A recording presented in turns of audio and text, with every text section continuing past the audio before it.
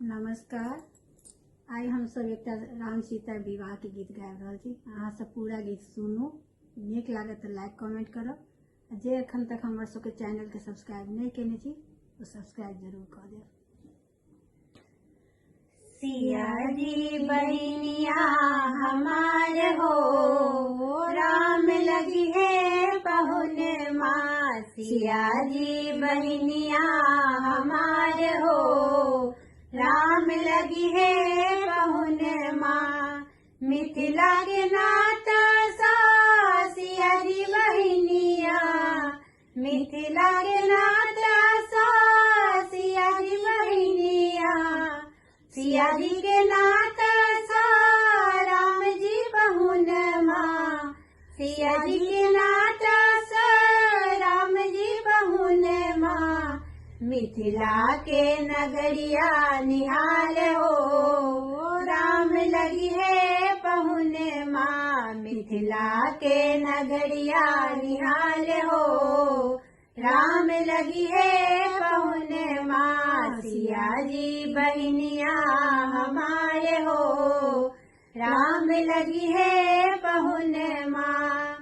सरसों के फूल रंग सिया जी बहनिया, सरसों के फूल रंग सिया जी बहनिया।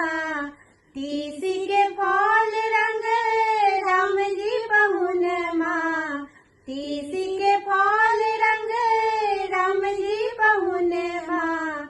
दोनों के जोड़ी कमाल हो, राम लगी है पहुन माँ। दोनों के जोड़ी कमाल हो, राम लगी है पहुन माँ। सिया जी बहनिया हमारे हो, राम लगी है पहुन माँ। सावन जोड़िया सन सिया जी बहनिया, सावन जोड़िया सन सिया जी बहनिया।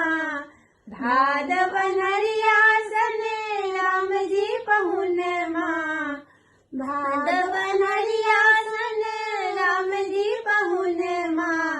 अंगना में उगी गेल चान हो, राम लगी है पहुन माँ। अंगना में उगी गेल चान हो, राम लगी है पहुन माँ। सिया जी बहनिया हमारे हो, राम लगी है पहुन माँ।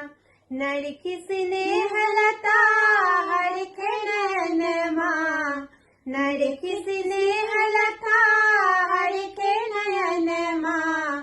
श्याम सुरतिया पर मंद मुस्कान माँ, श्याम सुरतिया पर मंद मुस्कान माँ। हर खेला जियरा हमारे हो, राम लगी है पहुन माँ। हर खेला जियरा हमारे हो, राम लगी है पहुन माँ। सिया जी बहनिया हमारे हो, राम लगी है पहुन माँ। सिया जी बहनिया हमारे हो, राम लगी है पहुन माँ। धन्यवाद।